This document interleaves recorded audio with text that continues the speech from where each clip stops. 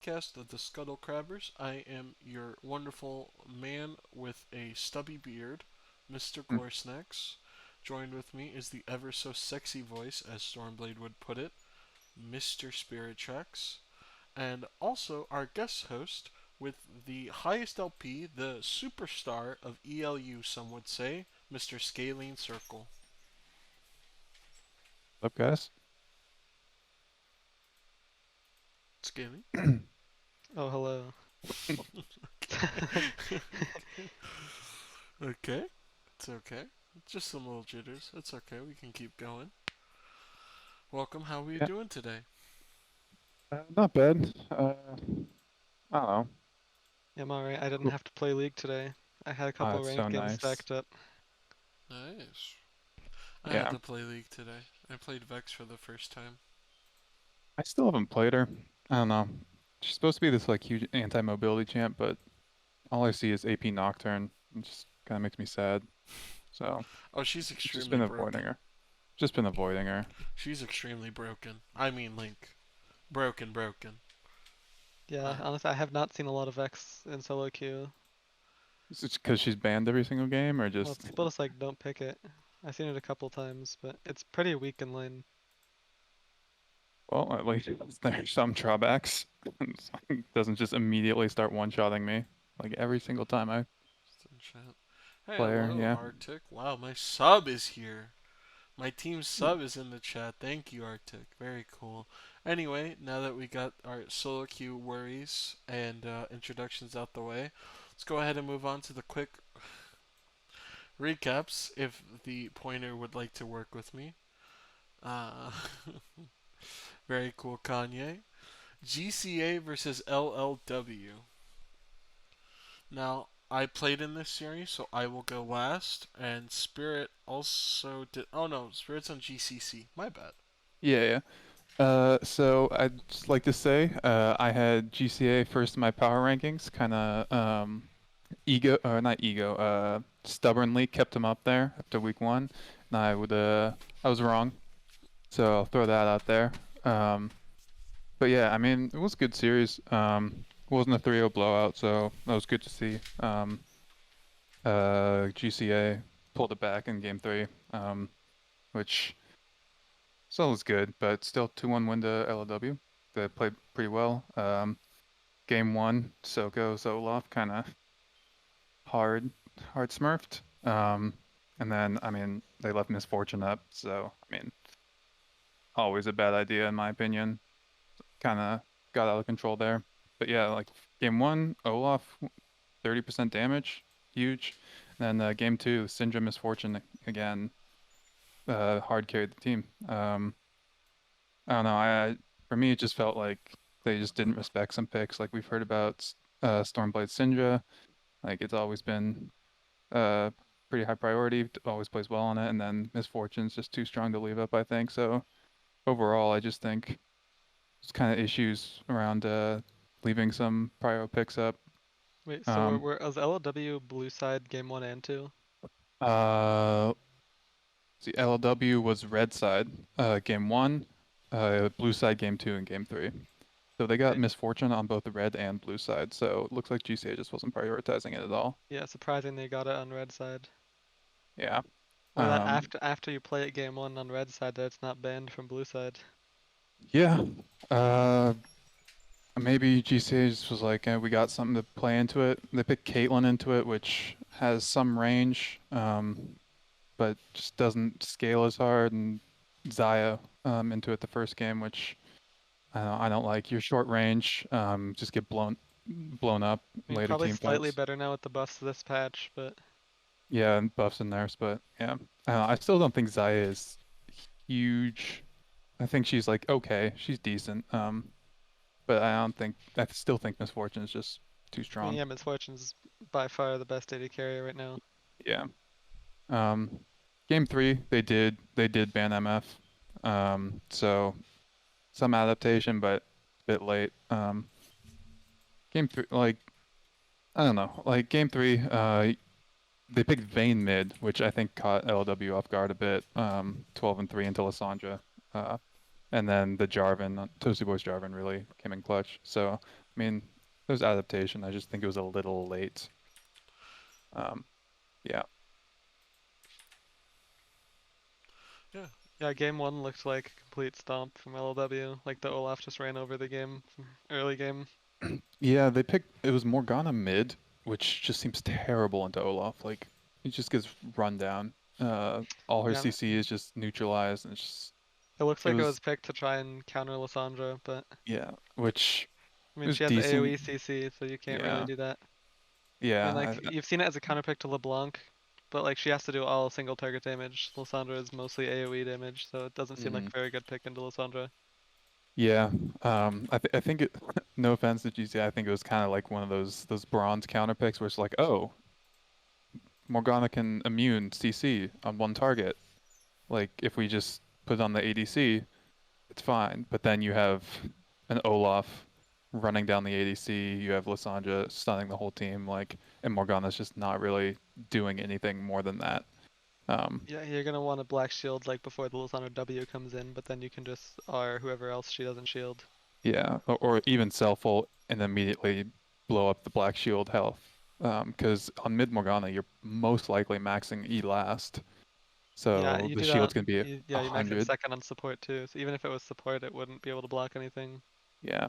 So I don't know, maybe a bit of a mistake there. But I mean, they obviously thought it was good. It just did not turn out to be. Um, yeah, I mean, bot lane was clearly in favor of the Misfortune game one and game two. Like, I I mean, mean, game yeah, two, bot lane is winnable for the Caitlyn set. yeah, It's mainly 2v2 only though. Like any jungle help will, as soon as one lane gets a lead, it's just unwinnable for the other side. yeah. And in that game, they picked Rammus, which I don't know, seems decent into to Caitlyn, but again, it was into Syndra. Syndra just shoves the Rammus away, completely neutralized. Went 5-8, but still, I feel like the Syndra and even like the Gnar ult or the Jarvan uh, trapping him in the cage just really just neutralizes the Yeah, I mean, pick. like it looks good because of all the AD on the team, but it doesn't actually stop anything. Yeah, yeah, yeah. I mean, I guess, but going to game three though, I think like there's a lot of issues in the first two games draft wise from GCA, and honestly, looking at game three, I still don't really like the draft. You had Lilia, Jarvan, Vayne, Ezreal set. Um, but to me, it seems like just the Vayne especially caught LLW off guard and it was able to snowball.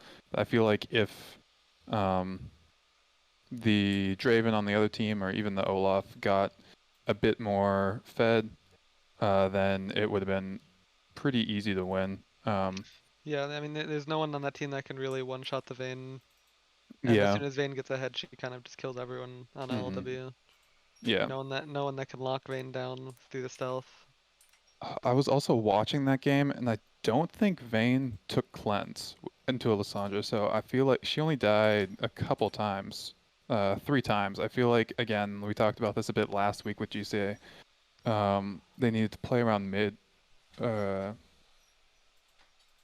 wait, Yeah, no, I I mean, mixed that up. Yeah, if L GCA is like putting everything on the Vayne there as the only yeah. one that can basically kill the champions that LLW has, then you have to be hmm putting jungle pressure there. Yeah, I just don't think that was done enough. Yeah, Lysandra, yeah, I yeah, think LLW should have looked for more mid dives as well. Like it's yeah, pretty easy to dive with Lissandra Rel. yeah. Rel, Lysandra, Olaf, yeah. Even like 2 screens away or got throws an R out onto a stun target. Like, um, you can just fish for those. But yeah, the pretty good series to watch.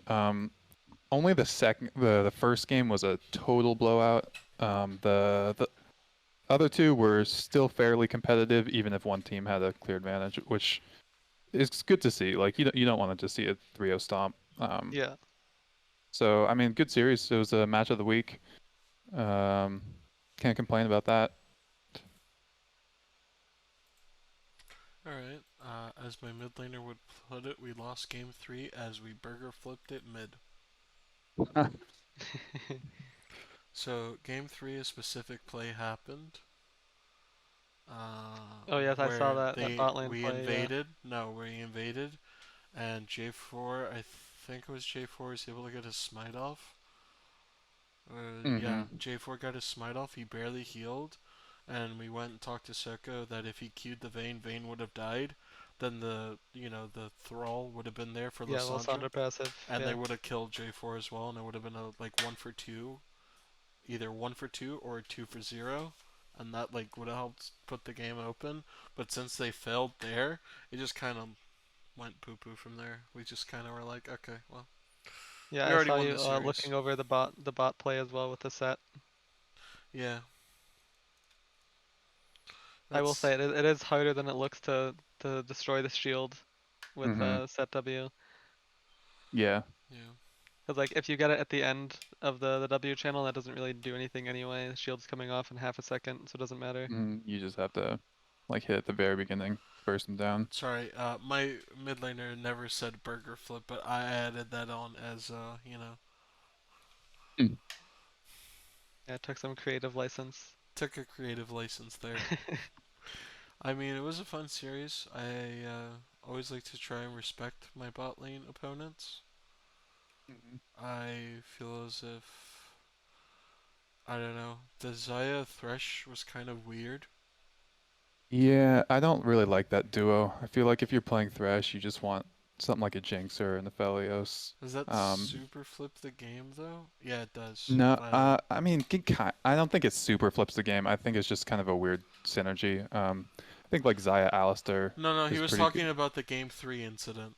Yeah, Oh, oh, yeah, I that. mean, yeah, Um, it does. Because, I think yeah, it gives a huge lead. Like if you get early kills or even assists on Vayne and give her more agency in the mid lane, then like especially into Lysandra who doesn't trade super well, and like extent like her trades are mainly like Q poke and or like W queuing, propping electrocute instead of but Vayne like runs you down. And so if she can get the ability to do that, it's pretty hard to play the lane and mid.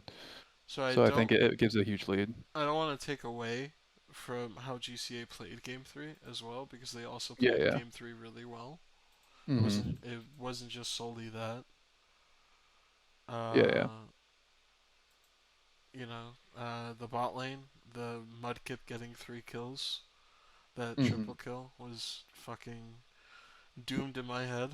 I was like, okay, well, this is how this game's gonna go. That Yeah, I mean sucks. sometimes the game just ends after a single play. Yeah, I just like, okay, well, we already won the series, so might as well just keep testing shit out. I mean, I think I did okay on Draven. I don't really play Draven, so Yeah, I mean, Draven's kind of hard to play if you don't play him, especially into something like a set.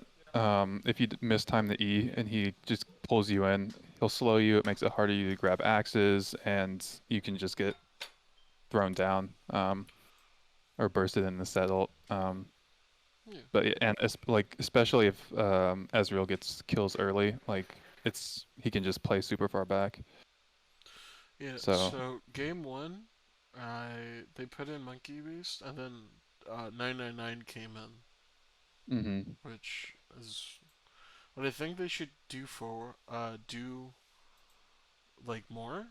Like I have no problem against Monkey Beast, but 999 really helps facilitate the team better, in my opinion. Yeah, I mean, I don't understand. Like, the only thing that makes sense to me is that like 999 is was like busy or something for the first game. Because he's one of their carries. So that's what I'm thinking. But I mean, maybe they just like, all right, let's try this out. Couldn't play. Oh yeah, yeah, yeah. Okay. Capta said he couldn't play. Yeah, He I wasn't mean, Yeah, I available. figured he couldn't play. I was like, that's like the only reason in my head why he didn't start game 1. yeah. Um, which I mean sucks. But again, I think it was winnable. Like Spano is not a bad mid laner. Monkey Beast is good support. I just think their picks were a little weird and didn't really made it harder to win. And definitely there was some misplays around um, the mid lane that snowballed the game in the opposite way. Yeah, So I mean, what can you do? yeah. Still respect to GCA. Yeah, made it a good series. Made it a good series. It was fun. Tonight we play versus Rev, so probably after this podcast I have to immediately go enjoy my team, Mm-hmm. which sucks. Uh, because I didn't know we were playing tonight, even Yeah. though I got the message this morning. Because I kind of wanted to spend time with my girlfriend, but hey, No. League comes first, true, 100%. true. Of course, of E course. League comes first. Imagine being in a relationship. Couldn't be me. Imagine being Yeah, me in neither, a me neither. happy, healthy relationship. Couldn't be me. Okay. All right. Let's move on to Second series. the Yeah. series that wasn't streamed.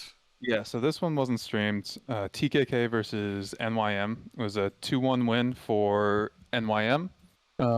Game one loss, but they turned it around in game two and game three.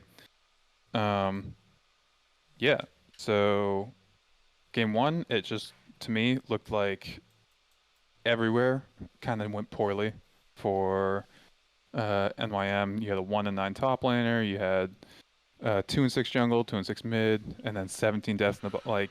I don't know. It looks like it was just a snowbally game. Yeah, it looks like they just lost early lanes and then got snowballed on. Yeah. But I mean, good job to TKK for that. Peels on the Ezreal, 16 and 2, huge 32% damage share. Huge plays by him, I'm assuming. And yeah, the rest of the team really backed him up. For Salto on the LeBlanc, 9 and 2. TK smashed the KO lane. Really looked like nothing went wrong. And then until game two. Yeah, it looks like they just had some bad matchups in game one. Like Cho'Gath Mhm. doesn't really do much into LeBlanc. Kayle loses really hard early game to Tahm Kench. Yeah. And then it looked like a misfortune. A misfortune loses. Finally, lane 3 and 7 into the Ezreal. It looks like they just got the Leona into Maokai. I guess the Leona probably just played a bit better to avoid the Maokai interrupts and CC and just Yeah, kind of I struggled. haven't really liked Maokai as a support pick. Yeah, Like since it's been popular, like since the mandate earlier this season. yeah. I think the thing that made him strong was mandate. And oh, it's Mr. Machi. Yeah, Mr. Machi. I played with him, and his Maokai build was full tank. I think like move speed, like dead man's and that kind of thing. Um, which I feel like if you get ahead can be super annoying. Like he's just running around at you, like engaging. But if you get behind, you don't do damage. You get blown up instantly. So I think it like I don't know if that's what he went, but if he did, and they did get behind, it just feels like a useless pick. So Yeah, because Nibity, mana costs are slightly higher than other supports. Doesn't do as much damage. Nibity is Yeah, saying that they got super cocky.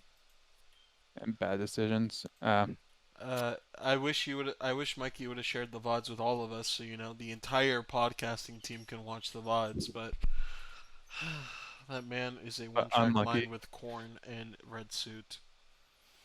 Dude, I don't know. The suits are pretty nice. Like I can't fault him for that. Didn't have a VOD. Apparently, Killerman says he sent Mikey the VODs. Probably just downloaded the games. Yeah, just Yeah, download the Yeah. replay. just downloaded the replay and sent him the games. I mean, you can't do it anymore. New patch, so they expired today. Yeah. Yep. And if Yeah. you want to watch the old replays, you have to patch your league to an older version now. Looking at game 2 and 3, honestly, it looked like it was kind of a jungle gap. Solomon Khan picks the Trundle, and then has 17 and 23 kill participation. Probably just got, looks like he got mid lane super far ahead, and mid lane and bot lane super far ahead, and they just snowballed the game. So I mean, yeah, I mean, looking at it, game 2 they had Lucian Nami heavy prio, Yeah, it probably, looks like they have yeah, prio everywhere. yeah. Um, Lushinami is prio over Ezreal Blitzcrank. Anivia doesn't have prio in lane against Ryze. and the Set. Morgana jungle pick was, I don't know. I don't really like Morgana as a champion, so there's some bias there, but I I mean, don't it know. It just was it feels so was good useless. earlier, but now that the Yeah, W does less damage to monsters than it used to, doesn't outperform other junglers anymore. yeah. And then again, game 3, Trundle into a Mumu. Trundle is going to have a lot more dueling power, and then he also has Cryo on the top with Lilia, and doesn't maybe not mid with Tryndamere into Lucian, but that's kind of a Tryndamere mid's kind of a just wait lane. Like you're just like, all right, do Yeah, whatever just you want. I heal, know. Yeah, dive them at 6. yeah. And then Vayne into Leona, it looked like Vayne Leona into Ziggs Nautilus And probably just got nothing out of should hand. happen there. Yeah. I mean, Vayne ended up 11-3, so I'm assuming things just got kind of out of hand for the Ziggs Nautilus, and they weren't able to just kind of neutralize the lane, which, I don't know. Again, probably pretty good play from Hextech and Nubity to make that happen. Yeah. I want to give commended here. We had the first bronze player of ELU play, Mr. McCheesemo. Mr. McCheesemo. I would like to say congratulations on him getting some starting time. Yeah. It's always good to see. Like, I know teams like have like the starting lineups and then a sub, but like it's always good to swap some people in. I know like everyone wants to win, and you're like, okay, this roster is gonna be the best way for us to win, but really you don't know that until you play everyone. So I would encourage everyone, all teams, to just play their subs, like straight up. Like, who knows what could happen? They could have pop off games. So yeah, good on MYM testing that out. So I think for this series as well, as my mid laner would say, I have Mini Soko rated as the best top laner, and the fact, I don't know if you're in your eyes, from when you see like player rankings and then you see this game, does it change anything in your head about the players after this Um, series? I mean, like again, I didn't see him play, but game 1 it looked like a hard stomp. It just gets rolled.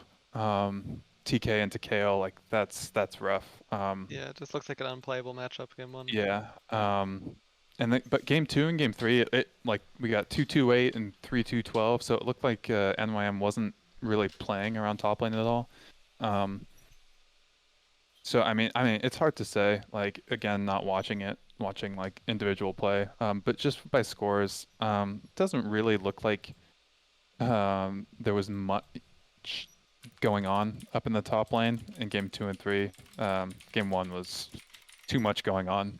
Um, so I don't know. Like it's kind of hard to say. I Yeah, wouldn't knock him down off of this. It's again like power rankings. Like you don't see a team play, and I don't really like to move them around because like we didn't really see anything, right?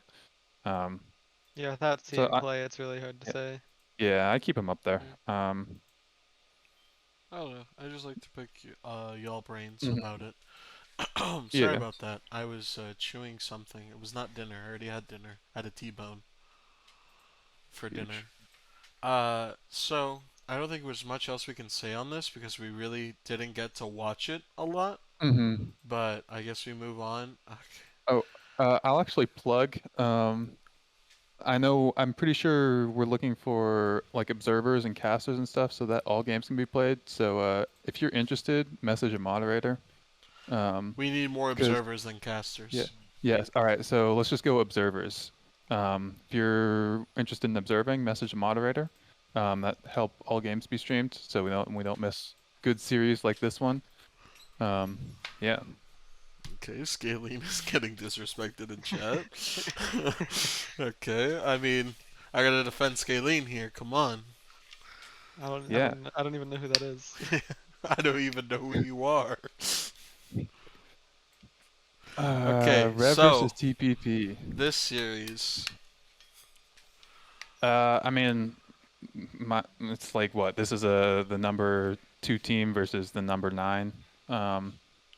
Kind of goes how you expect. Game 1 wasn't terrible for Rev. They did okay in the mid jungle, but the deficits in the 2 lanes seemed to catch up to them. And then in game 2 and game 3, it looks just like a hard mid gap. Game 2, 13 and 1 cat, and everyone else on the team really didn't seem to do a whole lot. You got 1 and 2, 1 and 4, and then game 3, same thing. Graves mid, 19 and 3. Really just steamrolled the game. I mean, I don't have a whole lot more to say than that. Like, I will it say, yeah. games 1 and 3 were really close early games somewhat. Like, Mm-hmm. Rev made it a decent series, and then game 2 kind of just blew up. So I'm just gonna skip game 2 because, Yeah. yeah, it was Honestly, pretty this is kind bad. of yeah, that's kind of similar to how their series against us went last week, right? They had game 1, which just blew up in the beginning, like, and so like really it's kind of hard to take that one into account. But game 2, especially, like they had pretty good early game, right? They were they were kicking us around, but it just kind of fell apart in the mid game. Like around mid game fights, they were giving over kills. Their objective control not wasn't good. Again, Mikey is very insistent upon that.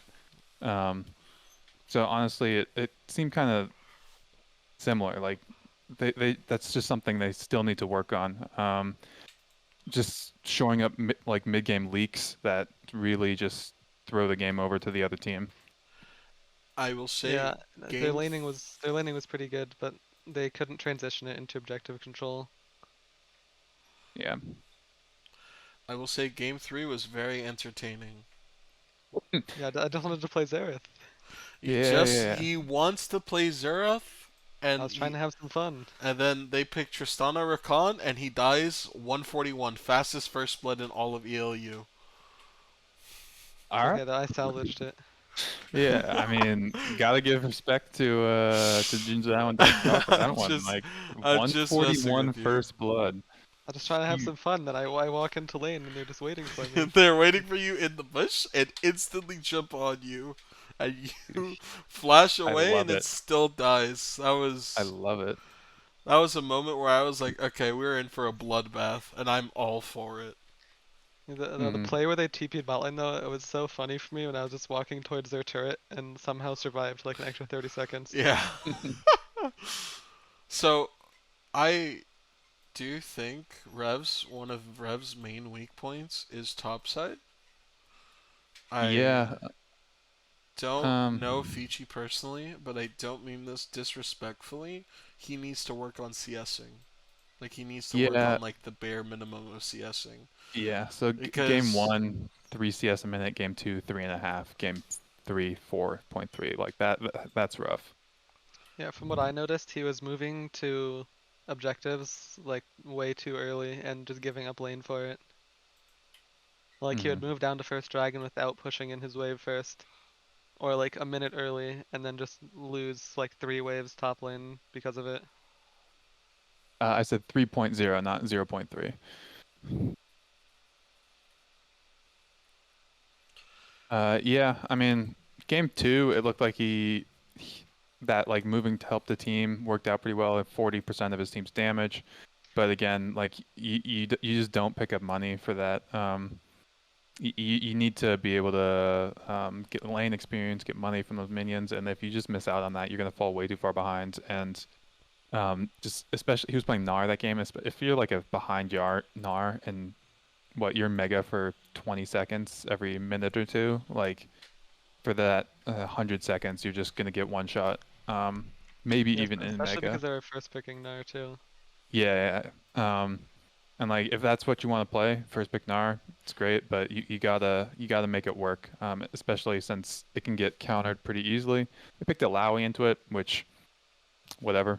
Not it's not like a huge counter pick, but you have range advantage and you should be able to at least get some early lane pressure, and then maybe hopefully transition that um, to some sort of lead, um, which didn't really happen. Maybe that's just because mid got out of control, but I don't know. I feel like Fiji definitely could have done more. so I would like to also say something else about the series. I hope they Hmm. don't get disencouraged. and I hope that they pull off more game threes because those Yeah. game threes are really entertaining. I don't know what you play into it, but I think it's really good. So Yeah, I mean, I mentioned this a bit last week, like, right? I think right now they're the lowest ranked team, so it's gonna be they're gonna be at a disadvantage rank wise. But so far, like their early games have been good, right? So like, as long as they don't tilt out, like by I'd say a couple more weeks, then yeah, and what Stormblood said, their schedule's the hardest in the first half of the season. So like if they make it to that second half of the season, they've played up against all these good teams. Hopefully they're picking stuff up. If they don't tilt out, I think they can pick up a few series. And so um, yeah, I mean it's just honestly it's a patience game for them. I think we I don't think any of us have them as a playoff team, but I think there's a chance that if by week 4 or 5, they're still staying strong, I think they can definitely threaten at least threaten the sixth spot, if not, uh, co- yeah, just threaten it. So like, yeah, they just need to keep staying strong. Because yeah, their game three, like they weren't pulling their punches. So Yeah, if uh, they can transition some of their early games into some objectives, then I think they can take some games off teams. definitely.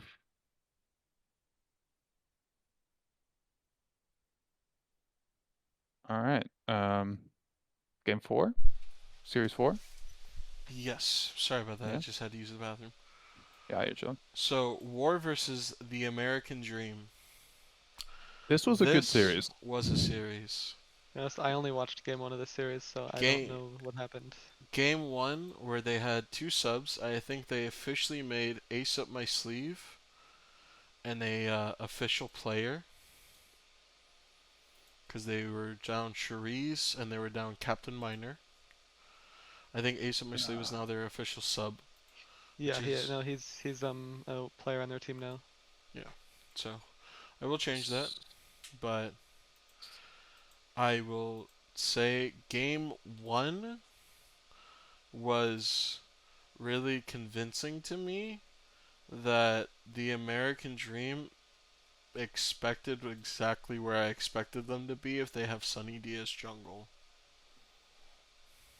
Um, yeah, I don't know. Like, it just didn't look convincing. You Dream to me popped off on the Kali. Bot lane was, um, you got Ashe Alistar into MF Morgana. Like, that's gonna be just a terrible time. And then Mikey was chilling top lane, wasn't doing that, but it's just like Sunny D just on the Rengar just did not find a lead. Didn't really seem to be able to do a whole lot. Um, and same on game 2 on the Hecarim. Just really got stuffed by the Syndra. The Syndra in this league just seems to be able to just block so much from what teams are trying to do. Um, yeah, but then on game 3 when they put him top lane, he really just seemed to, I don't know, be more comfortable and be able to like have impact on the game. So yeah, like moving him to jungle doesn't seem like the play right there, just because I Yeah, I don't know. think they originally had him jungle because they drafted a couple other top laners. Mm-hmm. I think it's because no, I believe it's because Donut was leaving the team, and because of that, Sunny decided to switch to jungle instead of leaving the team with him. Mm-hmm. And I, I don't know. I see Sunny D jungle like. Don't get me wrong. War played better than they did the first week, Oh where God, yeah, they so much showed better. up basically got told to turn around and just walked back out with a whimper basically week one. Yeah, yeah. This war New was York, really entertaining to watch. yeah. I liked Especially honestly, Slushy. I Like, liked their picks. Slushy got a lot more confident, which is what I hmm like to see. yeah. And but I don't. know about the Oriana into Syndra, but it they've still picked it. They really had a team comp like carry the ball into the enemy team, and get the Mm-hmm. wombo, especially with the Hecarim and the Malphite and the Sivir to help Yeah. speed everything up, but it just never happened. And game 3, well, the American Dream did win game 3. There were points at the game where you questioned if they can even close out because it went to 41 minutes. Mm-hmm. Like they had a big lead. Let me check the. Yeah, they had a pretty big lead.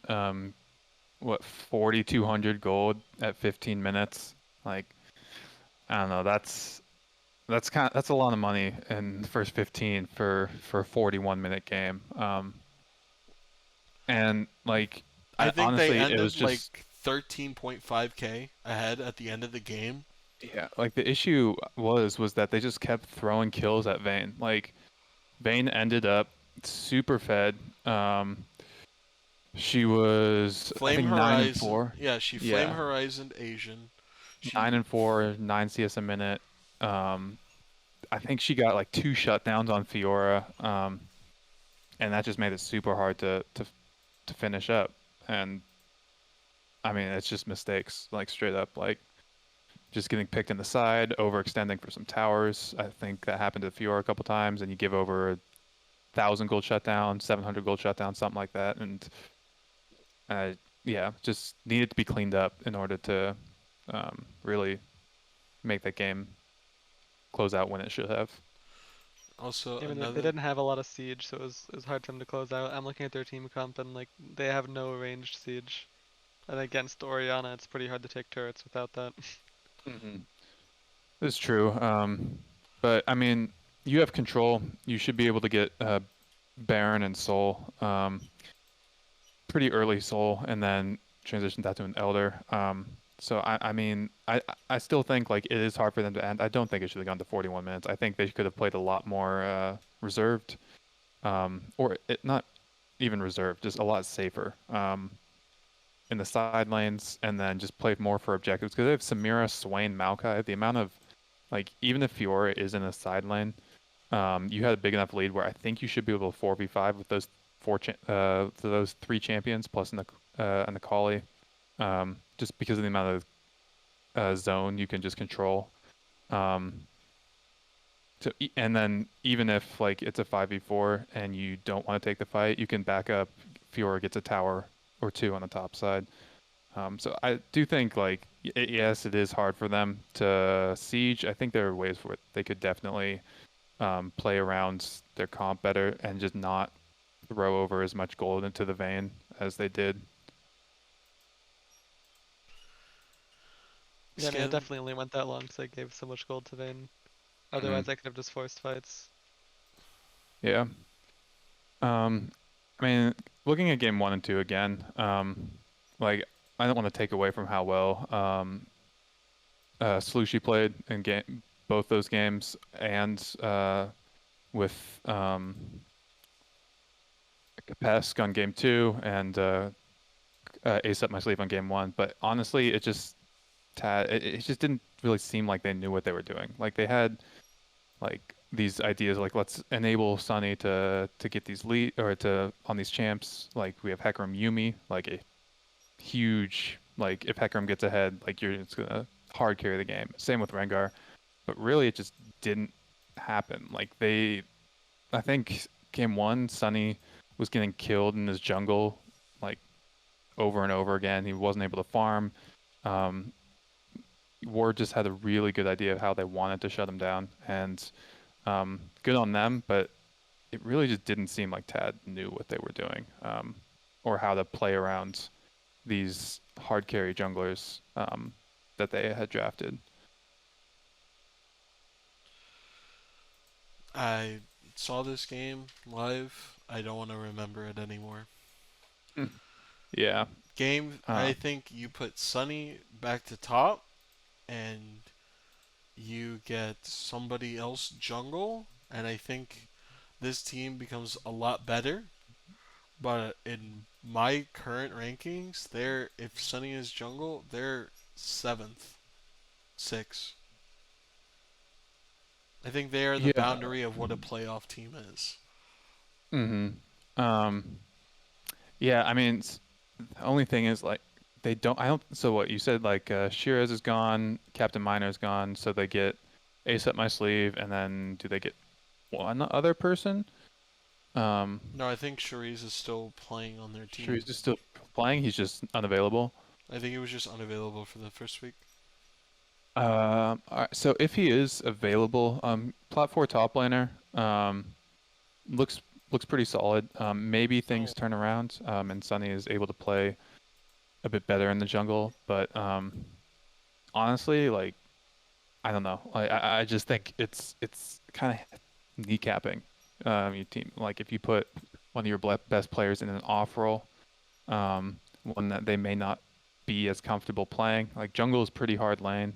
And it does look like Sunny is just still playing top lane in solo queue. So, yeah, they still need to work some things out. But I don't know, it's hard. Like not having a jungler and having to off-roll someone into that role is always difficult. So yeah, I agree. I'd say they're borderline 6th, borderline playoff team. So yeah, I don't know. Things are looking rough for them. I don't know. Like it's hard. Okay. So, we are going to move on, I believe. We are going to go ahead and do impact players, where people on the podcast will decide players of the series. We have 5 done. So I think, which one is this? 99 Forever. That was good. Tex Toad. Yep. SpiritTracks, Young Trendsetter. Donut PvP. Yeah. So I think Storm. the week 1 the MVPs were 99 Forever, Hextech, SpiritTracks, Stormblade. Under the radar was Toasty Boy, Toy, Trendsetter. Was it? And then the bot lane for LLW, Yeah, so. and then Yeah, because Mike loser. Wazowski is this week. Yeah. I'm gonna just change the. I want to add a little thing there. I think that Mikey will not get mad at me, but I will do this. Have a space at least. Cool. I And don't then think losers we did, MVP. I don't think we did a losers MVP. Actually, for that. I think it was, for week 1 it was losers MVP. We got Germ Sam, Karas, Donut PvP, and Neffel. Yeah, we only did it for Yeah. the TPP Rev series. And then we All never right. said an under the radar MVP for that series. So TPP versus Rev, my under the radar. Who do you think it is, Spirit? I'm just looking at this. I'm pretty sure there is. One sec. TP. This is Rev. Because No, there is an under the radar. Under radar was Neffel. No, that was for the first week. That was Stormblade versus TPP. That was our first week matchup. Wasn't that the bot lane though? The half points for the bot lane Is it as under the radar. I think Yeah, it is. yeah. It could be that. So let me just. Yeah, I think that's it. All right. A little confusion there. But yeah, so we had Wyke as MVP. No. Yeah, for TPP in that series. I mean, it's hard to argue that. Hard rolled games 2 and 3. A little bit of a rough game 1, but honestly, like I don't think that really makes a difference. 35% team damage game in game 2, 40% in game 3. Honestly, he solo carried 1v9 game 2. And then he was the main carry for game 3, even if his teammates had a bit more to do with the win. Yeah, I don't know. I feel like it's not much to argue against that pick right there. So yeah, I agree. Let's go ahead and do the series MVP for GCA versus LLW, and let's go ahead and add that and add the losers MVP. So, who is your Mhm. MVP for the series of LLW versus GCA? Um, I think there's arguments to be made for 99 Forever, like there always is. Not 99 Forever, Stormblade, like there always is. The game two, he was huge on the Syndra. I mean, it's partially because he was just able to stuff so many engages. Game one was a little less convincing. I think the game one was really just a Soko carry that enabled you in the bot lane. Um, and then game two, I think it was you and Stormblade. So basically, I got one for Stormblade that hard carried, one for Soko, and then I'd say 3/4 for you in both games. So I'm going to give that one to you. I think you were able to really use the lead that your team gave you, even if you didn't necessarily earn it only on yourself by yourself. You guys did win bot lane. You guys did, as the bot lane, you guys did play well with the leads your team gave you, and then we're able to build that and then have really big shares of damage. 33% in the second game and 25% in the first game. And so, yeah, I'll give it to you. I think while Soko and Stormblade played well in games 1 and 2 respectively, they really didn't do as much in the other game, and you were consistent across both games. Scaly. I think I have to give it to Soko. Like I think he hard carried game one and was like the sole win factor. I didn't see much of game two, but from his KDA it looks like he was just going around the map and ganking every lane, like 27 assists. It looks like he was just feeding bot and mid lane free kills. No, Soko never ganks bot. He never ganked bot. Alright, I don't know where he got all the assists then. A lot of Jarvan assists just come from throwing flags down and random team fights, in engaging. So I think he was good source of engage in game two. I feel like a lot of that came around team fighting. He did help mid lane out a bit, but 99 Forever, God damn it, Stormblade, I think really is the one that really kind of controlled that lane and made it available for Soko to play around that lane as a strong point. I don't want to give Stormblade MVP because I think while he did do well in game two, game one and game three were bad. Not game one wasn't bad. Game three was bad. Game one was fine. Soko had a huge game one. I think you just look at that, he's MVP. Game two, I think it was just decent. And then game three was bad. And again, I think Nitro played very well in both the first and second game. I don't want to give an answer because this is my team, and nor do I really want to give it to myself either. But yeah, fair. That's why I want you and Scalene to agree on something That's so fair. I can put it. So you guys can have a discussion about who you think played better. That's fine with me. I Whoever you think decide. Soko gets under the radar. I think it was a huge game one. In game two, he enabled a lot for the team, but I don't think it was as much like hard carry, as much like winning the game for his team. I think he was just set up which he did very well on, but I don't think it was as impactful. Yeah, I can agree with that. I can agree with giving him under the radar then. 'Cause I think he just hard carried game one. I think that was just enough to put him at least in contention for the MVP spot. I think that's fine putting him under the radar and then giving Nitro MVP. Okay. Because he was more consistent throughout games 1 and 2. Yeah. And I'm on board with that. Loser MVP. Loser MVP, I want to give that to Spanaway. I think he set up a lot of plays for his team. I think 99 Forever. Actually, yeah, I think 99 Forever. Spanaway. Yeah, I was gonna go with Forever as well. Spanaway, I give under the radar for losers if that was a thing. But I think 9-9 Forever was really a hard carry in game 3, and then game 2, he was actually the only reason I think the game was as competitive as it was. His Silas play was very good. On team fights, while there was some issues around, like, I think he got picked a couple times or was out of position.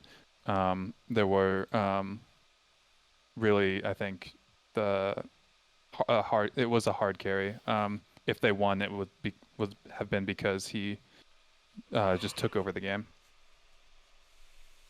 Yeah, I agree with that. I was gonna give him under the losers MVP as well. Mm. Alright, so do you guys want to do War versus Tad next or New York Mutant versus DKK next? New York. I think we should give him one. I feel like there's less discussion about this. I think really the way to give this one is looking at KDs and damage percentage. It's hard to judge like how people played. So I think it's always good to give one, but it's just harder. Yeah, I or would say less it's in-depth. Hextex for me, or Hector. Yeah, I'll give that one too. You got 40% damage percent in game 2. You got 25 in game 3. 7 and 4 KD, 11 and 3 KD respectively. Notable others. I think under the radar goes to Solomon Khan. I think his Trundle play, from what it looks like, really set up his bot lane for success in both series. Again, 17 KP and 23 KP in those games, and so I think he probably set up Hextech to carry, and then Hextech just threw it home. And going back to last week's game, watching Hextech play, he was always really strong in lane and played really well in the mid game. So I think it's safe to say that while Salman Khan helped him get that lead, Hextech was the one who kind of knocked it home.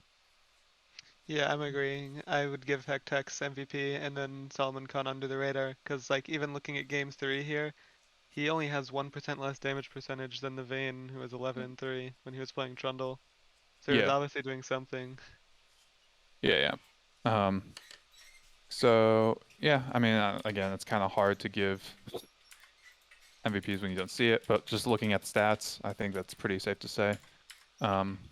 Losers MVP, I'm giving it to Peels, 16 and 2, 32% team damage, 15% team gold. That can't be right. Yeah, I might have to fix that. So yeah, that's where I'm at that one. You could argue it looks maybe like he was like the sole reason they win game 1, like one of the biggest reasons they won that. Everyone did well in that game. Yeah, he had a third of the team's damage. Yeah, but damage percentage and 16 kills is pretty hard to really ignore. Okay. I agree. Finally, War versus TAD. We missed Rev versus TPP. Oh no, we did that. Yeah, War versus TAD. Karis. So had a really good game. Yeah, Karis. Yeah, Karis had a great game.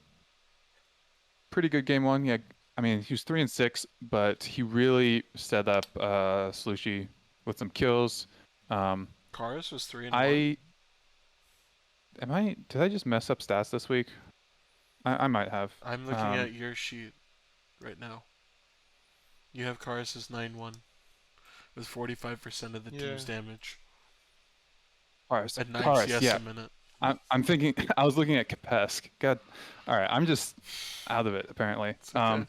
Karis did very good in game 1. I agree. An argument I think could be made for Slushy. He did do less damage in game 1, like half as much damage in game 1. But game 2, on the Syndra, I think I watched him block like 3 Hecarim engages.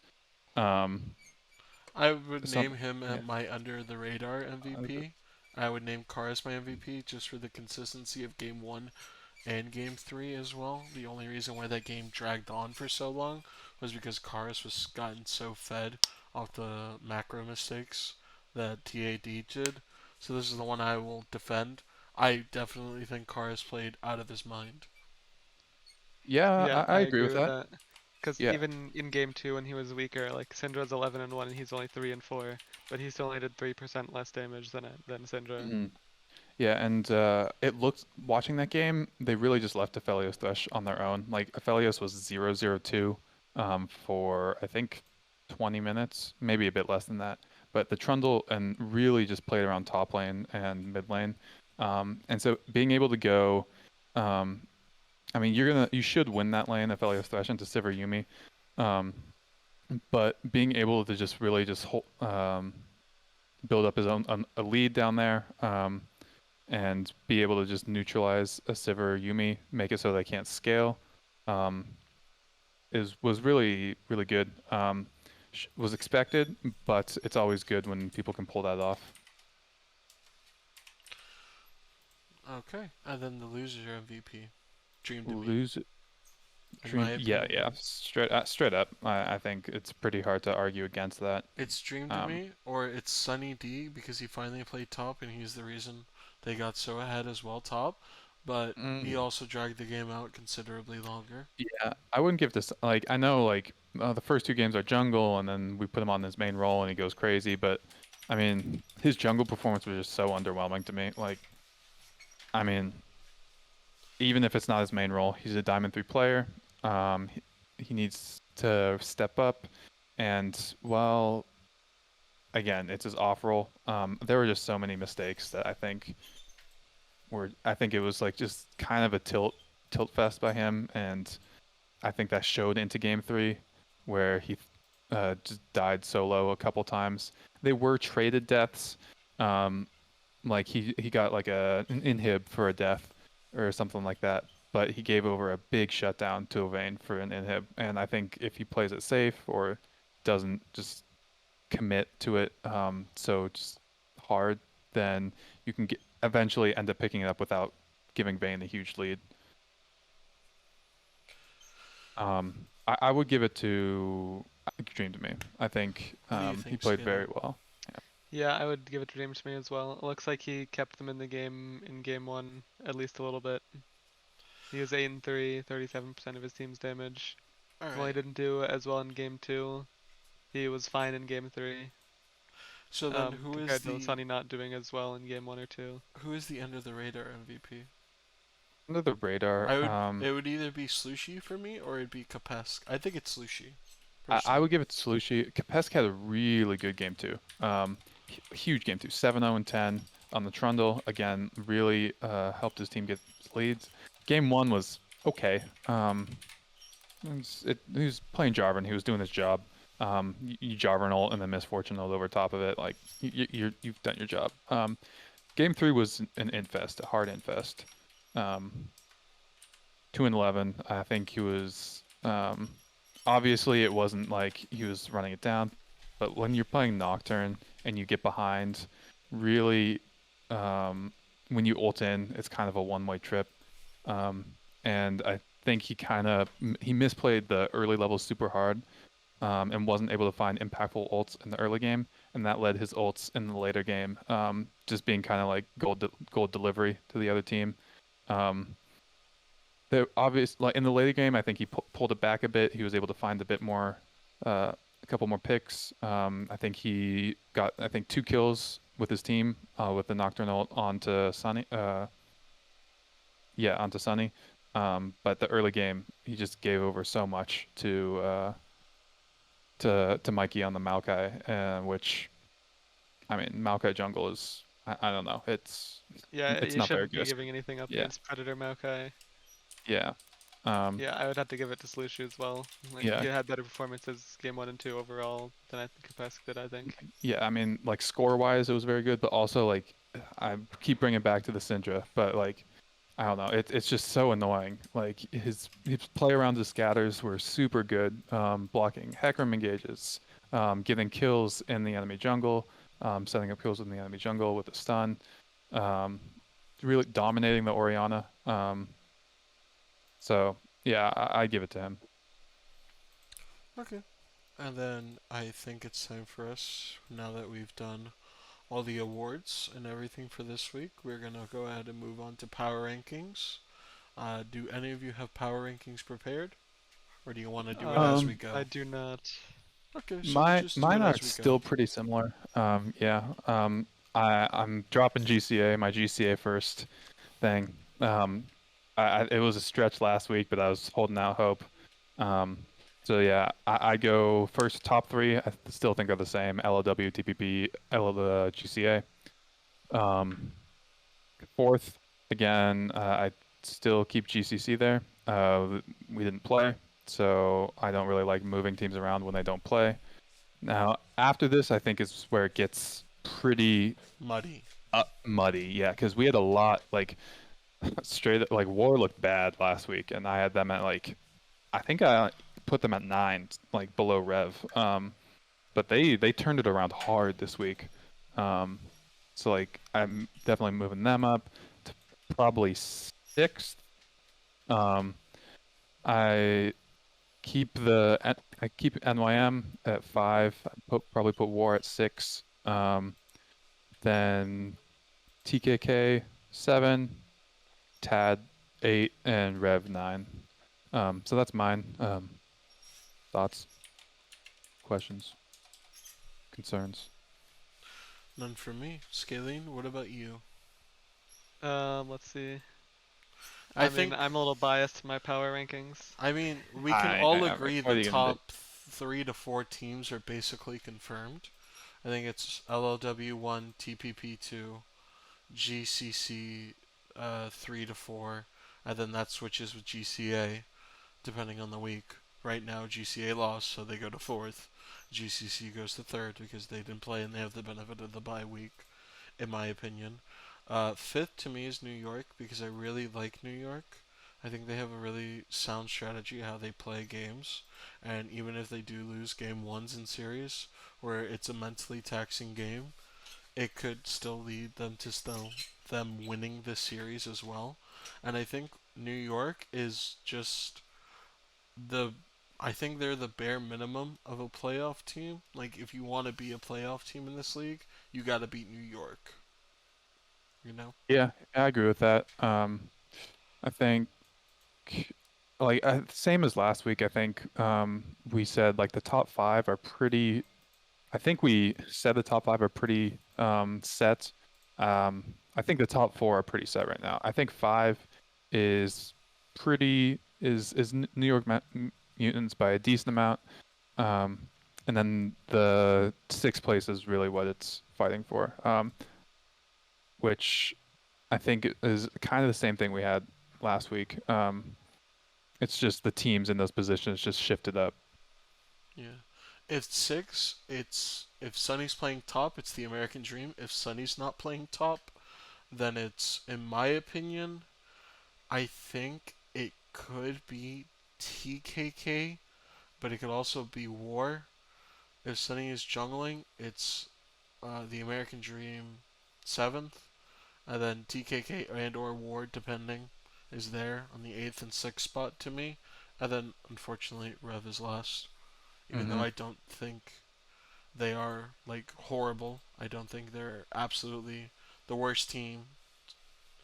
I think their peak is pretty good. It's just hard. They're just not consistent They enough just in the have mid the game to reach that toughest peak. 6 weeks Yeah. in the schedule.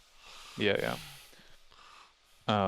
So yeah, I mean, we're hard on them every week, right? But we keep saying it. Like, if they hold on, I think they can move it up to at least 7th. Alright. Maybe even make it to playoffs. I'm But very sorry for cutting you off earlier, Scaling. Please go ahead. yeah. Yeah, I think my power rankings gonna be a little bit different. Okay. I mean, I have TPP as 1, LW 2, GCA 3, and I'm gonna put New York Mutants as 4th over GCC and 5th. Just because we haven't seen much out of GCC yet. They've only played 1 game versus Rev, so I don't know if there's too much to go off of there. Considering that we have Rev in last place. I don't know how they stack up against the teams who are higher up on the ladder. And then after GCC, I would just have it as War, TAD, TKK, and then Rev, just as standard as it is in the standings. I think just NYM has just shown more so far than GCC has, so I'm just gonna put them above GCC for now. I actually agree with that. I think you can argue. I would argue for us GCC. Again, that might be some bias, but we have seen 2 weeks at New York. They demolished War game week 1, and week 2 they played very well into TKK. They did drop a game, but after that game they really just turned it around. They're like, all right, we're done with that. Let's just get back to normal. So actually, yeah. I think putting them fourth is not is you can make a pretty good case for that. Yeah, I think Maybe GCC will even a better probably move case. up once they play some more games, but for now, only having one game played compared to the other teams too, is probably just gonna have NYM above them for now. Yeah, So I that am works. curious, why do you have TPP first? I think even though we lost to you, that I think we're gonna drop less games overall to other teams. Okay. So just having a Yeah, higher match score overall. fair. Yeah, because remember, like, it's not technically about series. It's wins. It's about total wins. And so, yeah, even if you do lose more series, if you are able to claw back like a game or two in losing series, or a game in losing series, then you can still end up higher. So, yeah, that's a possibility. Yeah. Okay. I matchup of the upcoming week, I think it's pretty obvious. I even highlighted it in yellow on the spreadsheet already. I think it's GCA versus New York Mutants. I think that is the most hype matchup possible coming up. I Mm-hmm. think in second place for me would be TKK versus TAD. Exactly how the standings are exactly how the games are this week is exactly how I would rate them from hypest. Yeah. Yeah, I would agree. Yeah. We have a surging New York team versus GCA, who's came off like a tough series to LLW, but who are still highly rated. So that's good to watch. Second game, we got TKK versus TAD. I think that really will show how TAD plans on playing and if they're a team that can uh, really make a run for it. I think that series really just depends on where they put Sunny. I think if they put him top, they have a good chance of winning it. If they put him jungle, based on performances for this week, I think it's probably a loss. But I mean, who knows? Maybe it was just an off day for them. Yeah, I mean the game versus GCA versus NYM tomorrow is gonna be an interesting game. 'Cause if NYM can end up taking down GCA, then I think they should be moved up. Like I think GCA would be moved out of the top 3 slots. Yeah, definitely. I think if they win this, they go to third, straight up. Um, I think they definitely surpass GCC then. And honestly, GCA maybe goes to fifth, maybe goes to fourth. It really depends on how GCC plays. If we I are, think if it's a convincing like 3-0 from NYM, then I think GCA would move to 5th. yeah, and even if it's like a hard-fought 2-1 that they win, if GCC 3-0s war like convincingly, then I think GCA might even move down then. But yeah, I definitely think that's the series to watch. Definitely has the most attached to it. Two highest teams vying for top 3. Um, yeah. Yeah, I mean that's gonna be entertaining to watch tomorrow. Hmm. Yeah, I'm Unfortunately, happy to have the bye. Yeah. yeah, TPP gets a bye after being down Rev. The bye system's kind of interesting because LLW also faces Rev and takes a bye, which is Yeah. nice for me. Honestly, I think it's whoever plays Rev gets a bye the next week. Is that right? Because maybe not. But I mean, we played Rev last week and then we got a bye this week. So I don't know, for at least the first 3 weeks. I mean, then Rev gets their bye in week 5 after they Yeah. play GCA, but then Yeah. GCA gets the next bye. Yeah. I And don't know. then Buys. Yeah. War gets the bye after playing Yeah. Rev too, so it looks like you do get the bye after playing Rev. Yeah, week No, 7 week TKK 8. versus Rev, and then week 8 is TKK's Oh bye. yeah, it is. Okay. Week 8 is Rev versus NYM, and then week 9 is NYM's bye. So Yeah, it does look like whatever team plays, Rev gets the bye buys next are week. kind of weird, just because like I don't know, like GCC we haven't played competitive like a real game in what 2 weeks. Like so you literally have like so much time to innovate and like practice and really like we had there was us fourth in the power rankings week 1, but like who knows what could happen in literally a week. We could move up to second, we could go down to sixth. Like I think the buy system in this league is very important, because you can really see how a team works together, I guess, like how they utilize a buy.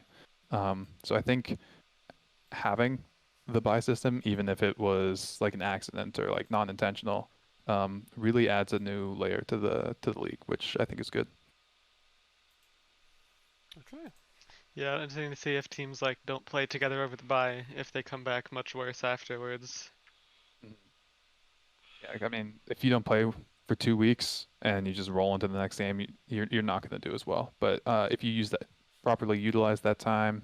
If you play scrims, if you even just like play flex or like you get like a bot lane playing together or a mid jungle playing together, you can really improve a lot more over those 2 weeks than you would just over a standard one. All right. I think that is basically everything we got. Week Hmm. 2 stats should be done already. Yeah, Interesting yeah. facts. ISO Square has the best KDA in the league right now with a 9.9 KDA. He doesn't have the highest CS though. That belongs to Karis, who actually has, I think, 1400 CS. Yeah, 14, 1414. 14, yeah. He's 19 above ISO square. Yeah, 1414. Because he had the 361 CS game as Vayne, Hmm. which is really sad because I thought ISO was the sole CS leader. No, no, no. But Karis takes that Karis 100%. does take that. I don't Um, think times are also being added for each series. So, yeah, I'm doing that. I just need the first series time for certain teams, and I can give you your total times. The mm, longest team playing is, of course, LLW. I think the shortest is Revolution with 2 hours and 9 minutes. yeah. Um, One thing, gonna annoy you guys a bit more about reporting games. So what um, we need the damage charts, not the graph part or the like bar chart part. We need just the statistic. We need first blood that's shown under, I believe, or above the damage. So that should be in one screenshot. Vision score is you scroll down, so that's a separate screenshot. The gold graph, and you need to hover over 15 so we can see the gold difference at 15. And then the scoreboard. Issues with this is if you take a picture of the scoreboard, like in the post game lobby, we can't see things like dragons, bans, that kind of thing. So appreciate it if you would do that in match history, because that just makes things better. Makes it so we can see everything that happened in the game. Yeah, there's gonna be an issue with the gold graph at 15 because I use snipping tool to take the pictures, so I have to use the cursor to like drag over where the area I want to take a picture of. Yeah, that's fine too. If you do that, just message below.